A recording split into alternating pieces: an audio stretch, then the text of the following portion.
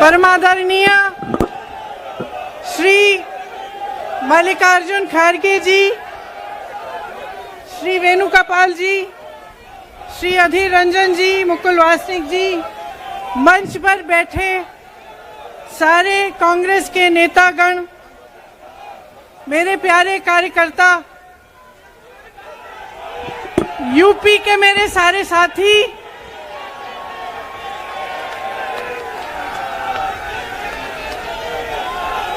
हम आज यहाँ सुनाई दे रहा है?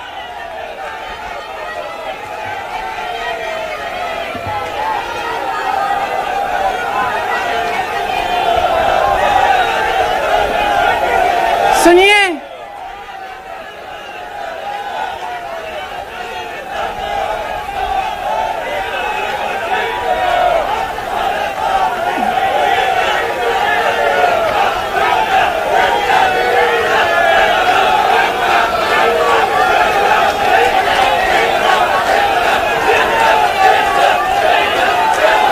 अब बोलूं?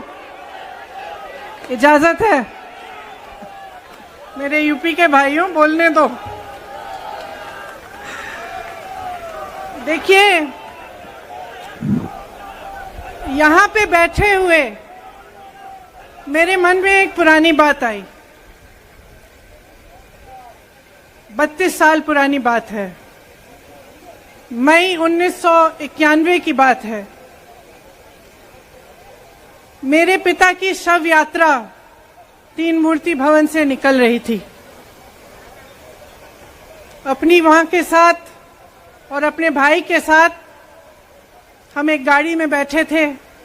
सामने भारतीय सेना की एक ट्रक थी, फूलों से लदी हुई थी। उसके ऊपर मेरे पिताजी का शव था। थोड़ी देर काफिला चला, 5-10 मिनट चला। फिर राहुल कहने लगे मैं उतरना चाहता हूं। तो मां ने मना किया। उस समय सुरक्षा का भी बहुत वो था।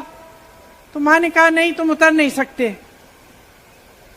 राहुल ने जिद की, नहीं मैं उतरूंगा। मैंने मां से कहा मां उतरने दो। राहुल गाड़ी से उतरा।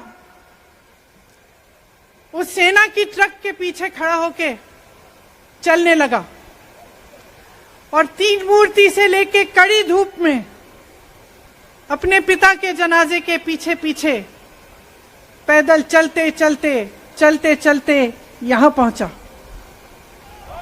इस जगह से कुछ 400-500 गज दूर यहां पर मेरे शहीद पिता के अंतिम संस्कार मेरे भाई ने किए।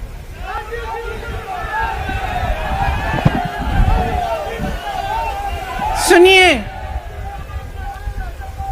वो चित्र मेरे दिमाग में अभी भी है, मेरे मन में है। मेरे पिता का शव इस तिरंगे झंडे में लपेटा गया था। इस तिरंगे के नीचे मेरे पिता का शव था और उसके पीछे चलते चलते मेरा भाई यहां आया। उस शहीद पिता का अपमान भरी संसद में किया जाता है। उस शहीद के बेटे को आप देशद्रोही कहते हैं, आप मीर जाफर कहते हैं, उसकी आप मां का अपमान करते हैं। आपके मंत्री मेरी मां का अपमान भरी संसद में करते हैं। आपके एक मुख्यमंत्री कहते हैं कि राहुल गांधी को पता भी नहीं है कि उनका पिता कौन है। आपके प्रधानमंत्री भरी संसद में खड़े होकर कहते हैं कि ये परिवार नेहरू नाम को इस्तेमाल क्यों नहीं करता। पूरे परिवार का अपमान करते हैं। कश्मीरी पंडित समाज के रिवाज का अपमान करते हैं, जिसके तहत एक बेटा अपने बाप के मरने पर पगड़ी पहनता है, परिवार की परंपरा को आगे बढ़ाता है। लेकिन आप पर कोई मुकदमा नहीं होता। आपको 2 साल की कोई सजा नहीं मिलती। आपको जेल की सजा नहीं मिलती। आपको संसद से कोई बाहर नहीं निकालता, आपको मना नहीं करता कि 8 सालों के लिए आप चुनाव नहीं लड़ सकते। क्यों? मैं पूछना चाहती हूं क्यों? आज तक हम चुप रहे हैं, हमारे परिवार का अपमान करते गए करते गए करते गए। मेरे भाई ने क्या कहा? संसद में वो मोदी जी के पास गए और उनसे गले लगे। मेरे भाई ने कहा मैं आपसे नफरत नहीं करता हूं, मेरे दिल में आपके लिए कोई नफरत नहीं है, हमारी विचारधारा अलग है, लेकिन हमारी नफरत की विचारधारा नहीं है। तो मैं पूछना चाहती हूं, एक आदमी का कितना अपमान करोगे? कितना अपमान करोगे? क्या यही है इस देश की परंपरा? आप परिवारवादी कहते हैं, तो भगवान राम कौन थे? भगवान राम को वनवास में भेजा गया, उन्होंने अपने परिवार, अपनी धरती के प्रति अपना धर्म निभाया। क्या भगवान राम परिवारवादी थे? क्या पांडव परिवारवादी थे कि वो अपने परिवार की संस्कारों के लिए लड़े? और हमें क्या शर्म आनी चाहिए कि हमारे परिवार के सदस्य शहीद हुए इस देश के लिए, कि इस झंडे में उनका खून है, इस धरती में उनका खून है, इस देश के लोकतंत्र को मेरे परिवार के खून ने सींचा है। और जो सोचता है कि हमें अपमानित करके हमें डराएंगे, हमें धमकाएंगे, जो सोचता है कि तमाम एजेंसियों को लगाकर हम पे छापे मारकर हमसे कुछ भी कर ले, हमको हमें डराएंगे, वो गलत सोचते हैं। हम डरने वाले नहीं हैं, हम और मजबूती से लड़ेंगे। हम इस देश के लोकतंत्र के लिए कुछ भी करने के लिए तैयार हैं। इस देश के लोकतंत्र को, इसकी नींव कांग्रेस पार्टी के महान महापुरुषों ने डाली है। कांग्रेस पार्टी लड़ी इस देश की आजादी के लिए और आज भी इस देश की आजादी के लिए ही लड़ रही है। कभी कभी मैं सोचती हूं, मुझे समझ में नहीं आता कि पब्लिक क्या सोच रही है। क्या देख नहीं रही है क्या हो रहा है? क्या आपको दिख नहीं रहा है कि आपकी सारी संपत्ति लूटी जा रही है, एक आदमी को दी जा रही है, गिने चुने उद्योगपतियों को सब कुछ दिया जा रहा है? किसकी संपत्ति है? ये राहुल गांधी की संपत्ति है, ये आपकी संपत्ति है। ये पीएसयू किसके हैं? किसके लिए बनाए गए? आपके लिए बनाए गए, जो ऐसे एक के बाद एक इनको बेचे जा रहे हैं, दिए जा रहे हैं। इसी से तो आपका रोजगार आता है, छोटे उद्योगों से, छोटे व्यापारियों से आपका रोजगार आता है, किसी बड़े अडानी से नहीं आता। रोजगार नहीं देते, छीनते हैं आपका रोजगार। तो आप समझ क्यों नहीं पा रहे हैं? आप गैस के सिलेंडर के लिए 1000 रुपए दे रहे हैं और यहां आपकी सारी संपत्ति किसी को सौंपी जा रही है। राहुल गांधी जी ने क्या कहा? अरे कौन सा इतना बड़ा जुल्म कर लिया कि आपसे 2 सवाल पूछ लिए, जवाब नहीं दे पाए ना, घबरा गए। और जो अहंकारी होते हैं, तानाशाह होते हैं, क्या करते हैं? जब सवालों का जवाब नहीं दे पाते तो पूरी सत्ता को लेकर जनता को दबाने की कोशिश करते हैं। जो सवाल उठाता है उसको दबाने की कोशिश करते हैं। आपने कभी सोचा है, आंखें खोलिए, आपने कभी सोचा है कि ये पूरी सरकार, ये सारे मंत्री, ये सारे सांसद एक आदमी को बचाने की क्यों इतनी कोशिश कर रहे हैं? इस अडानी में है क्या कि इसको आप सारी संपत्ति दे रहे हो देश की? 20 हजारों करोड़ शेल कंपनियों में इनकी हैं और आप इन पे इंक्वायरी नहीं कर सकते। ये अडानी है कौन कि आप सब उनका नाम उठते ही बौखला जाते हैं और उनको बचाने में लग जाते हैं? देखिए, आप इस देश के देशवासी हैं, ये देश आपका है, ये लड़ाई आपकी है। आज तमाम नौजवान बेरोजगार क्यों हैं? हम इश्तिहार तो देख रहे हैं, होर्डिंग देख रहे हैं, मदर ऑफ डेमोक्रेसी लिखा है, कहते हैं कि हमारी अर्थव्यवस्था बहुत तेजी से आगे बढ़ रही है, तो इतने नौजवान बेरोजगार क्यों हैं? तो जहां जहां हम जाते हैं बेरोजगार नौजवान क्यों दिखते हैं? इतनी महंगाई क्यों है? इतनी महंगाई क्यों है? क्या आप इतने बड़े काम कर सकते हो लेकिन एक गैस सिलेंडर का दाम कम नहीं कर सकते? आप छोटे व्यापारियों की मदद नहीं कर सकते? आप रोजगार नहीं बनवा सकते? तो फिर आपकी सरकार किस काम की है?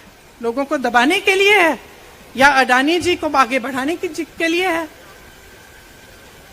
तो आज ये समय आ गया है कि हमें गंभीरता से सोचना पड़ेगा।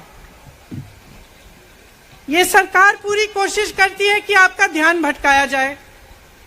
अब आप सोचिए, कन्याकुमारी से कश्मीर तक एक आदमी चला, उसके साथ लाखों लोग चले, क्या पैगाम लेके चला? किस लिए चला? उसके दिल में क्या भावना थी कि लाखों लोग देश भर से उससे जुड़ के चले? समता, एकता की भावना थी। आज आपके सारी मीडिया, आपके सारे मंत्री, आपके सारे सांसद, आपके सारे कार्यकर्ता कह रहे हैं कि राहुल जी ने विदेश जाकर देश का अपमान किया, राहुल जी ने एक वर्ग का अपमान किया। क्या एक आदमी जो कन्याकुमारी से लेकर 5000 किलोमीटर कश्मीर तक चल के ये रोज रोज कहता है कि इस देश को एक होना चाहिए, सबको समान दृष्टि से देखना चाहिए, क्या ये आदमी देश का अपमान कर सकता है? क्या ये आदमी एक वर्ग का अपमान कर सकता है? तो ये आदमी क्या कर रहा है? ये आपकी आवाज उठा रहा है। ये क्या कह रहा है? कह रहा है कि गरीबों को अपना हक दो, नौजवानों को अपना हक दो, महिलाओं को अपना हक दो। यही तो कह रहा है। और हक क्या है? हक ये है कि जो आपका है वो आपके हाथों में जाना चाहिए, किसी बड़े उद्योगपति के हाथ में नहीं, जो प्रधानमंत्री जी के मित्र हैं। ये है आपका हक। उसी हक की लड़ाई लड़ रहा है। तो आप समझिए, ये एक इंसान की बात नहीं है, ये एक राहुल गांधी की बात नहीं है, ये पूरे देश की बात है।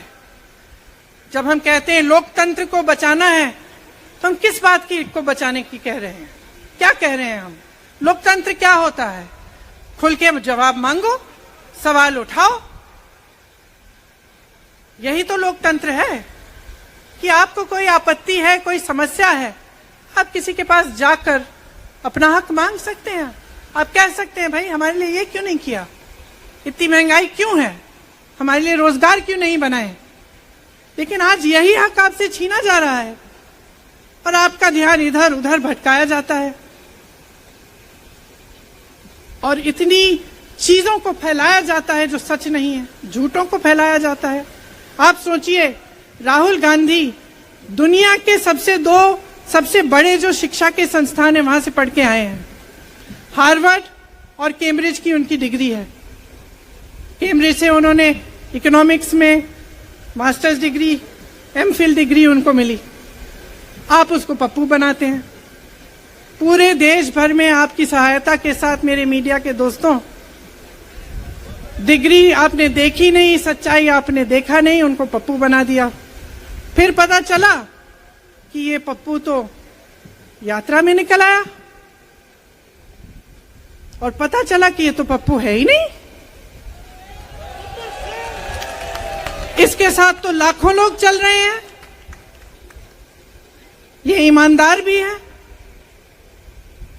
ये सब बातों को समझता भी है, ये जनता के बीच जा रहा है, जनता की समस्याओं को सुन रहा है, तो जनता इसके साथ चली जा रही है। तो घबरा गए, घबरा गए कि राहुल गांधी ने संसद में वो सवाल उठाए जिनका उनके पास जवाब नहीं है।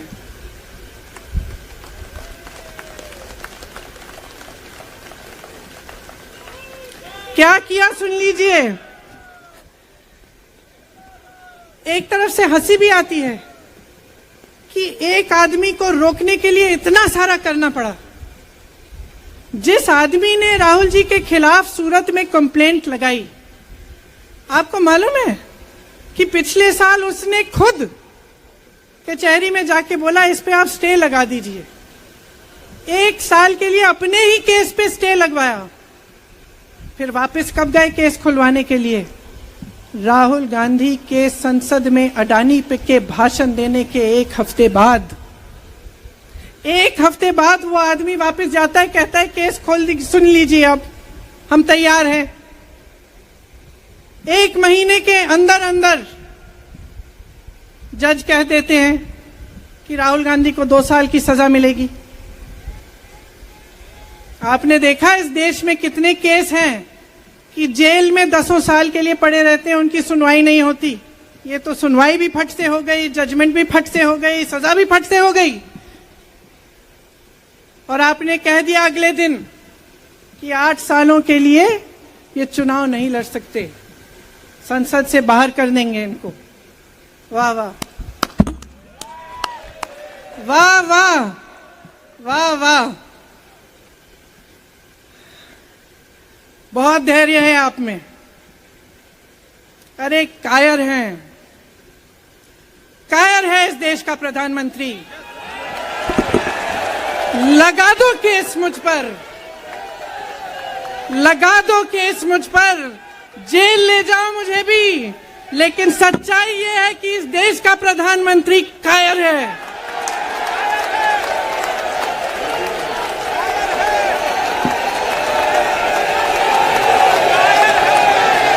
अपनी सत्ता के पीछे छुपा हुआ है,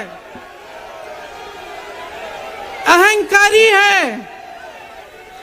और इस देश की बहुत पुरानी परंपरा है, इस देश की बहुत पुरानी परंपरा है, हिंदू धर्म की पुरानी परंपरा है कि अहंकारी राजा को जनता जवाब देती है।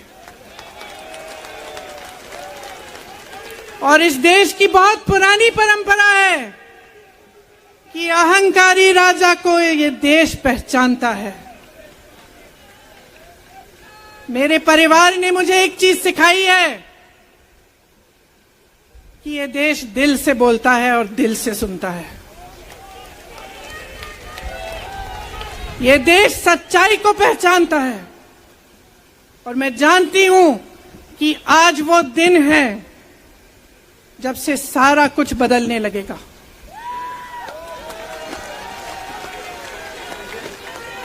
मेरे मीडिया के साथियों, मैं आपसे कहना चाहती हूं, बहुत हो गया है, बहुत हो गया है। मैं जानती हूं आप पर कितना दबाव है। मैं जानती हूं कि आपको लाइन भेजी जाती है कि आज आपको ये कहना है, आज आपको ये लिखना है। लेकिन आपकी एक बहुत बड़ी जिम्मेदारी है। आज लोकतंत्र खतरे में है। अगर सरकार सवाल उठाने वाले को 8 सालों के लिए संसद से निकाल सकती है, अगर कह सकती है कि तुम्हें चुनाव लड़ने की ही इजाजत नहीं है, तो बहुत गड़बड़ है, बहुत गलत हो रहा है। और ये लोकतंत्र के लिए ठीक नहीं है, ये इस देश के लिए ठीक नहीं है। जब आप पत्रकार बने, शुरू में जब आप काम के लिए आए, तो आपके दिल में भी ये होगी बात कि देश के लिए मैं सच्चाई बोलूंगा, मैं सच्चाई बोलूंगी। आज आप बोल नहीं पा रहे हैं, हिम्मत करिए, खड़े हो जाइए आप भी। और जैसे खड़गे जी ने कहा कि तमाम पार्टियों ने आज अपनी आवाज उठाई है, उनका हम सब धन्यवाद देते हैं। और हम सबको एक होना पड़ेगा। इसलिए होना पड़ेगा क्योंकि आज ये देश खतरे में है। आज इस देश की सारी संपत्ति एक आदमी को सौंपी जा रही है, और उस आदमी को बचाने के लिए पूरी सरकार खड़ी हो जाती है। बहुत गलत हो रहा है। अगर आज मेरे भाइयों और बहनों आप इसको पहचान नहीं पाएंगे तो इस देश को बहुत खतरे में डाल देंगे। इसीलिए यहां खड़े हुए महात्मा गांधी जी की समाधि के कुछ ही गज दूर खड़े हुए मैं आपको याद दिलाती हूं कि कितनों ने इस देश के लिए अपना खून बहाया है,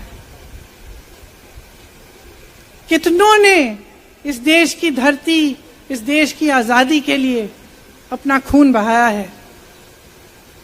ये अफसर हैं यहाँ तैनात खड़े हैं, इसी तरह से इनके भाई सरहद पे खड़े होते हैं हमारे लिए, आज भी अपना खून बहा रहे हैं। क्या इसके लिए?